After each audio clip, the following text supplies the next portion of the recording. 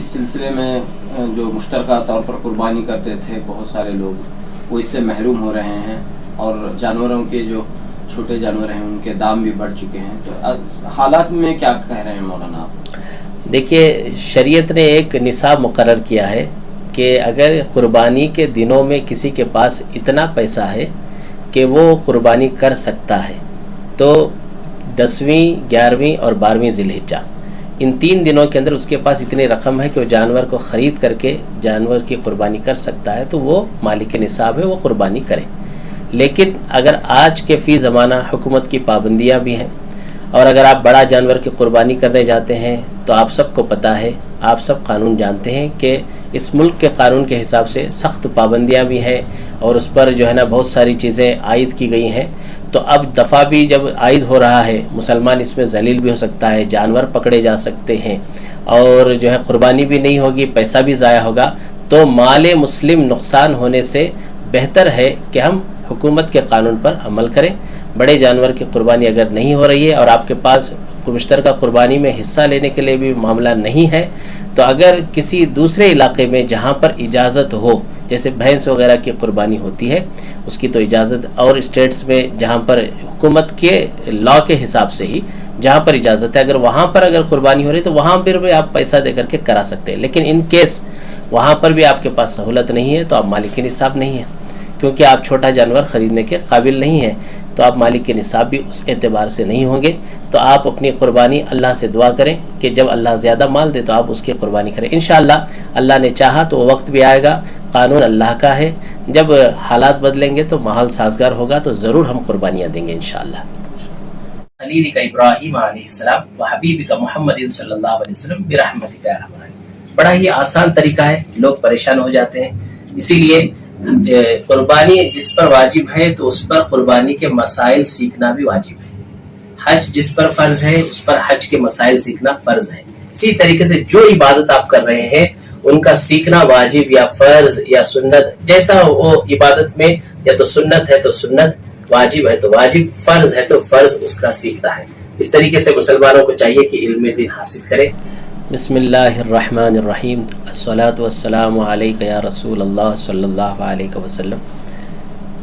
الحمدللہ یہ ماہ ذی الحجہ ہے، بہت سارے حاجی حج کے لیے تشریف لے گئے ہیں،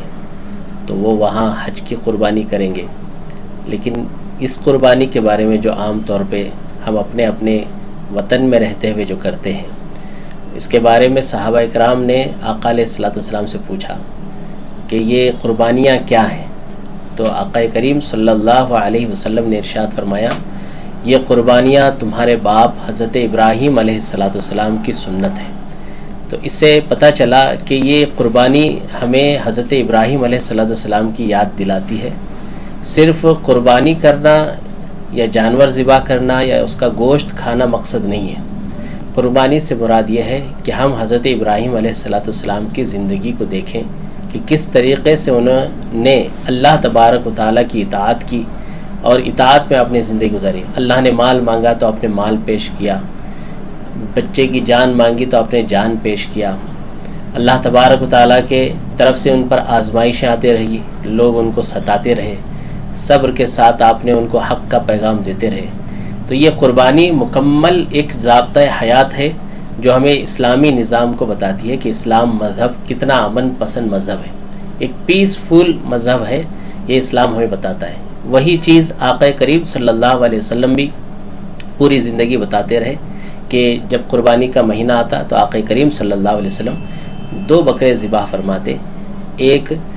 جو ہے اپنی طرف سے اور دوسرا امت کی جانب سے ذبح فرماتے۔ اس سے پتہ چلا کہ مولا علی نے جب قربانی کی تو آقا علیہ السلام نے فرمایا کہ تم اپنی جانب سے بھی کرو اور میری جانب سے بھی ایک کر لیا کرو۔ تو یہ امت کا حق بنتا ہے کہ امت جب اپنے اوپر جو واجب ہو پہلے اپنا واجب ادا کریں، پھر اس کے بعد اللہ نے اگر زیادہ مال دیا ہے تو اپنے پیارے نبی صلی اللہ علیہ وسلم کے نام سے یا اس کے علاوہ مرحومین کے نام سے دینا چاہیں تو بھی آپ قربانی دے سکتے ہیں۔ اب ان حالات میں قربانی ہم کیسے کریں؟ بالکل جو ہے امن پسند کے ساتھ قربانیاں کریں، راستوں پر گندگیاں نہ پھیلائیں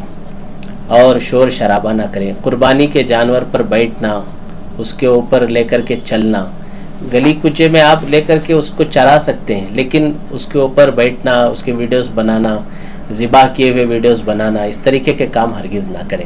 اس سے بچیں۔ حالات کے پیش نظر لوگ اسلام کو بدنام کرنا چاہتے ہیں، آپ اسلام کا خوبصورت چہرہ اس لوگوں کے سامنے پیش کریں۔ ہم مسلمان ہیں، مسلمان الحمدللہ، ہمارا نام مسلمان اللہ نے رکھا ہے، قرآن پاک میں یہ نام دیا گیا ہے،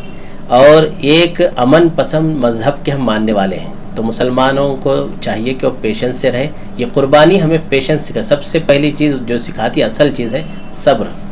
صبر ہمارے اندر ہونا چاہیے، خاص کر نوجوانوں سے، مسلم یوتھ سے ہم گزارش کریں گے کہ سوشل میڈیا سے بالکل جو ایسے جہاں پر بھڑکاؤ بیان دے رہے ہیں، وطن میں ماحول خراب کرنے کی کوشش کر رہے ہیں، ایسے لوگوں کی ڈیبیٹ سے، ایسے لوگوں سے آپ دور رہیں۔ آپ قرآن پاک اور حدیث پاک ہمارے لیے نمونہ عمل ہے، اس کو دیکھ کر کے زندگی گزاریں۔ اور میں سمجھتا ہوں جو قرآن و سنت پر چلنے والا ہوگا وہ کبھی بھی دیش کا ماحول خراب نہیں کرے گا۔ الحمدللہ یہ دیش سب کا دیش ہے، اور بھارت یہ سب کا ملک ہے، جمہوری ملک ہے، یہاں سب مذاہب مل کر کے رہتے ہیں، ایسے ہی رہنا چاہیے، مل کر کے رہنا چاہیے۔ ہمارا مذہب یہی ہم کو سکھاتا ہے، مذہب نہیں سکھاتا آپس میں بیر رکھنا۔ ہندی ہے ہم وطن ہے، ہندو ستا ہمارا۔ تو یہ جو ہے پیارا ملک ہے، یہ بھارت ہے، یہاں پر سب مل جل کر کے رہتے ہیں۔ تو یہ قربانی بھی ہمیں جو ہے پیغام دیتی ہے کہ ہم سب مذہب والوں کے ساتھ، امن پسند کے ساتھ رہیں، اور جو لوگ ماحول خراب کرنے کی کوشش کر رہے ہیں، کل بھی ہم نے جان کی قربانیاں پیش کر کے اس وطن کو جو ہے اس کی حفاظت کی تھی اور اس کو آزاد کرایا تھا 1947 میں۔ وقت پڑا کہ اس وطن کے لیے، اس ہندوستان کے لیے اگر آج بھی وقت پڑا کہ اگر اس پر کوئی آنچ آ رہی ہو تو الحمدللہ آج بھی مسلمان اس کے لیے تیار ہے، اپنی جانوں کی قربانی دے کر کے اس وطن کے ماحول کو سازگار بنائے گا انشاءاللہ۔ قربانی ہم کس طریقے سے کریں؟ قربانی جب آپ کریں پہلے دن کرنا افضل ہے، دوسرے دن تھوڑا سا کم ثواب ہے، اور تیسرے دن اس سے کم، لیکن پہلے دن کرنا یہ افضل ہے۔ عید کی نماز پڑھنے کے بعد شہر والے قربانی کریں۔ دیہات والوں کے لیے حکم یہ ہے کہ وہ صبح صادق کے بعد، عید سے پہلے بھی اگر انہوں نے دیہاتوں میں قربانی کر دی، یعنی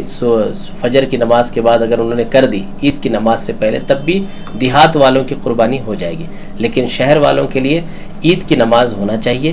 اگر شہر میں کسی ایک عیدگاہ میں عید کی نماز ہو گئی تو اس کے بعد سب قربانی کر سکتے ہیں، لیکن بہتر یہی ہے کہ ہم پہلے عید کی نماز ادا کر لیں، پھر اس کے بعد جو ہے نا قربانی کریں۔ یہ سنت ہے، آقا کریم صلی اللہ علیہ وسلم کی سنت مبارکہ ہے، اس پر ہی عمل کرنے کی کوشش کریں۔ قربانی کا طریقہ یہ ہے کہ قربانی ہم لوگ ذبح کرنا نہیں آتا، پریشان ہوتے ہیں، کوئی بڑا معاملہ نہیں ہے۔ جانور میں 4 رگیں ہوتی ہیں، ایک سانس والی اور ایک کھانے پینے والی اور 2 خون والی رگیں ہوتی ہیں۔ اس میں سے کم 3 رگیں اس کی کٹ جانی چاہیے حلقوم وغیرہ کے ساتھ، اور جب ذبح کریں تو بسم اللہ اللہ اکبر یہ پڑھتے ہیں۔ تو ایک دعا تعلیم فرمائی گئی ہے، وہ دعا میں پڑھ دیتا ہوں۔ انی وجہت وجہی للذی فطر السماوات والارض حنیفا وما انا من المشرکین لا شریک لہ وبذلک امرت وانا من المسلمین اللہم لک ومنک بسم اللہ اللہ اکبر کہتے ہوئے آپ ذبح کریں گے۔ جب ذبح کر چکے، جس کے نام سے آپ نے ذبح کیا، ذبح تو اللہ کے نام سے ہوتا ہے، جس کے نام سے آپ قربانی کر رہے ہیں، اب دعا کریں اللہم ربنا تقبل منی۔ اگر میں اپنی طرف سے کر رہا ہوں تو منی کہوں گا، اور اگر کسی دوسرے کی جانب سے آپ کر رہے ہیں تو اللہم تقبل من، جیسے میرا نام عظمت اللہ ابن عبداللہ، اس طریقے سے وہاں دوسرے کے نام سے اگر کر رہے ہیں تو وہاں پر نام لے لیں۔ کما تقبلت من خلیلک ابراہیم علیہ السلام و حبیبک محمد صلی اللہ علیہ وسلم برحمتک یا ارحم الراحمین۔ بڑا ہی آسان طریقہ ہے، لوگ پریشان ہو جاتے ہیں، اسی لیے قربانی جس پر واجب ہے تو اس پر قربانی کے مسائل سیکھنا بھی واجب ہے۔ حج جس پر فرض ہے اس پر حج کے مسائل سیکھنا فرض ہے۔ اسی طریقے سے جو عبادت آپ کر رہے ہیں ان کا سیکھنا واجب یا فرض یا سنت، جیسا وہ عبادت میں یا تو سنت ہے تو سنت، واجب ہے تو واجب، فرض ہے تو فرض اس کا سیکھنا ہے۔ اس طریقے سے مسلمانوں کو چاہیے کہ علم دین حاصل کریں اور ساری چیزیں خود کرنے کی کوشش کریں، سیکھ کر کے، اس میں آپ کو زیادہ ثواب ملے گا۔ اور اگر آپ نہیں کر سکتے تو آپ جو ہے مسجد کے ائمہ اور جو ہے مؤذن حضرات سے جو صحیح طور پہ کر سکتے ہیں ان سے آپ قربانی کروائیں، اور ان چیزوں کا خیال رکھیں کہ قربانی کے جانور کے سامنے چاقو تیز کرنا یا پھر جو ہے نا اس کو بہت دیر تک جکڑ کر کے باندھ کر کے رکھنا، یا گھسیٹ کر کے جو ہے نا گندگی میں سے جانور کو لانا، قصائی کو آپ بتا دیں اور اس کی جان باقی ہے اسی وقت چمڑا چھلنا شروع کر دینا، گردن توڑ دینا، ایسے کام قصائی حضرات سے بھی گزارش ہے کہ نہ کریں، بلکہ آپ جلدی کے چکر میں ایسے کام ہرگز نہ کریں، بلکہ صحیح طریقے سے قربانی کے جانور کا احترام بھی ضروری ہے، کیونکہ وہ اللہ کے نام سے قربان کیا گیا ہے۔ اللہ کی بارگاہ میں قیامت کے دن وہ قربانی کا جانور جب آئے گا اپنے کھر اور بالوں کے ساتھ آئے گا اور وہ پلسرات پر اس کی سواری بنے گا انشاءاللہ۔ اور اس طریقے سے قربانی کا گوشت جب بن جائے تو اس میں 3 حصے کر لیں، ایک اپنے لیے، ایک غریبوں کے لیے اور ایک رشتہ داروں کے لیے، 3 حصے تقسیم کر کے آپ اس طریقے سے بھی کر سکتے ہیں۔ نہیں اگر آپ بال بچے والے ہیں، زیادہ ہیں، تو خود بھی وہ سارا گوشت رکھ سکتے ہیں، یا پھر پورا گوشت آپ غریبوں میں ہی تقسیم کرنا چاہتے ہیں تو یہ بھی آپ کو اختیار ہے، کیونکہ وہ آپ کا گوشت ہے۔ اللہ تعالی ہم سب کو صحیح طور پر قربانی کرنے کی توفیق عطا فرمائے۔ جانور کی عمر کیا ہونا چاہیے اور کیا کیا عیب نہیں ہونا چاہیے؟ دیکھیے حدیث پاک میں اس کے بارے میں جو فقہا نے طے کیا ہے حدیث پاک کی روشنی میں، کہ جانور کی عمر جو ہے، جیسے بھینس ہے، گائے ہے، بیل ہے، اب تو بڑا جانور تو ہے نہیں، اس کی بہرحال اس کی عمر 2 سال ہونی چاہیے، کم از کم 2 سال، بڑا جتنا بھی چلے گا۔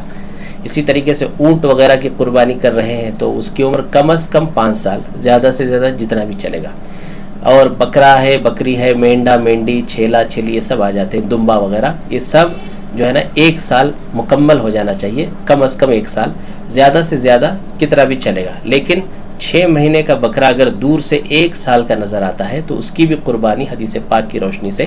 جائز ہے۔ تو اب ان جانوروں کی قربانی اس طریقے سے کیا جائے گا، لیکن اونٹ اور بڑے جانور میں 7 حصے ہوں گے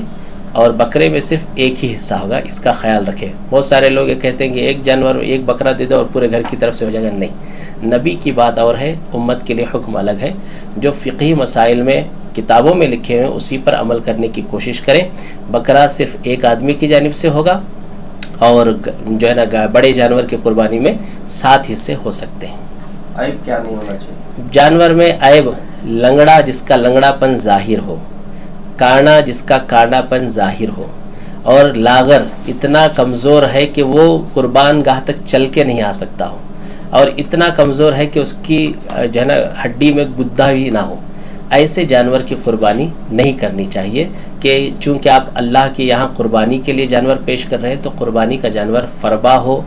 صحت مند ہو، خوبصورت ہو، مہنگا ہو تو بھی چلے گا۔ قربانی کے دنوں میں اللہ کے نزدیک قربانی کرنا ہی، خون بہانا ہی اللہ کو پسند ہے، مطلب جانور کا